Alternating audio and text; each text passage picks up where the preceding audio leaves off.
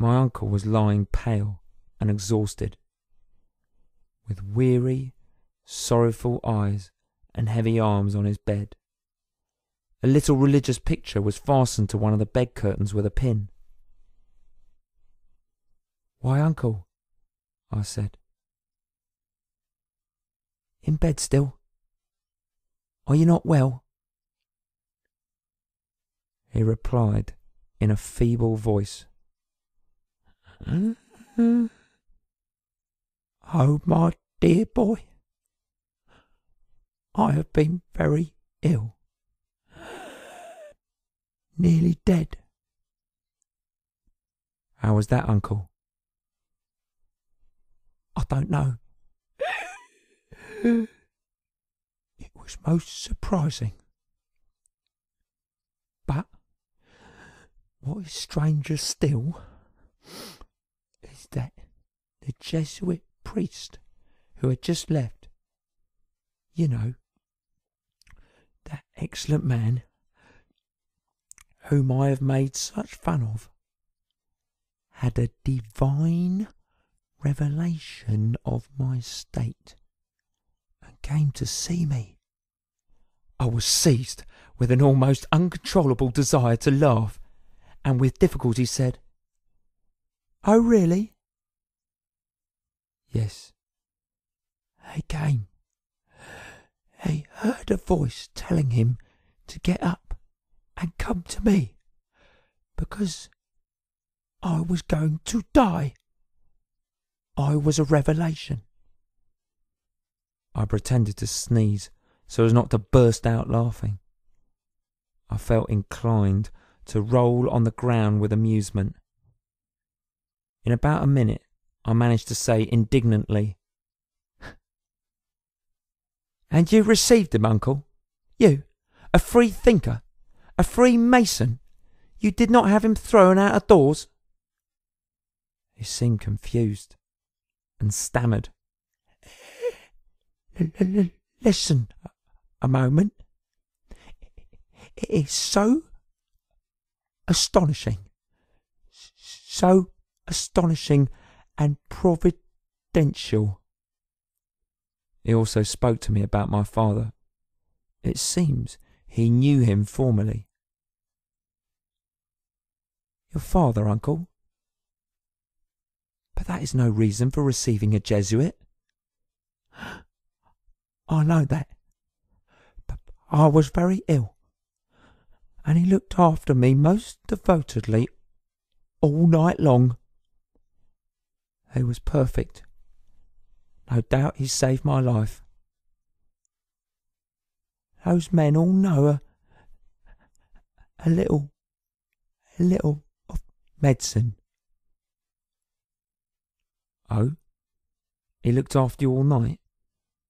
But you said just now that he had only been gone a very short time." "That is quite true. I kept him to breakfast after all his kindness. He had it at a table by my bedside, while I drank a cup of tea. And he ate meat." My uncle looked vexed, as if I had said something very uncalled for, and then added,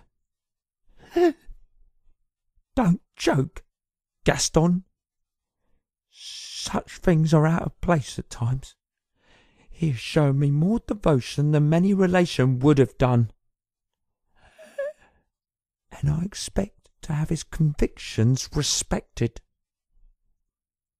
This rather upset me, but I answered nevertheless, "Very well, uncle. And what did you do after breakfast?" "We played a game of bezique, and then he repeated his breviary while I read a little book which he happened to have in his pocket, and which was not by any means badly written." "A religious book, uncle?" "Yes and no, or rather no. It is the history of their missions in Central Africa, and is rather a book of travels and adventures. What these men have done is very grand. I began to feel that matters were going badly, so I got up. "Well, goodbye, Uncle," I said. "I'll see you are going to give up Freemasonry for religion. You are a renegade." He was still rather confused and stammered, "Well, religion is a sort of Freemasonry."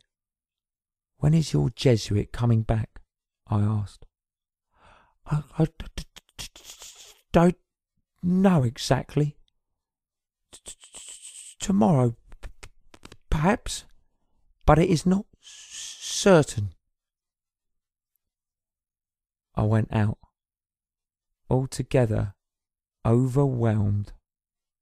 My joke turned out very badly for me.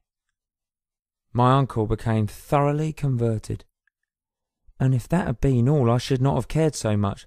Clerical or Freemason, to me it's all the same. 6 of one, half a dozen of the other. But the worst of it is that he's just made his will. Yeah, made his will. And he's disinherited me in favour of that rascally Jesuit.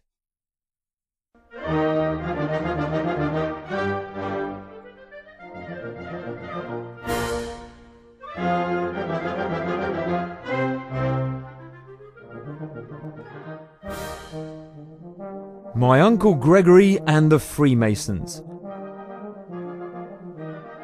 Narrated by Andrew Ward. Directed by Elena Aguyo Bernabeu.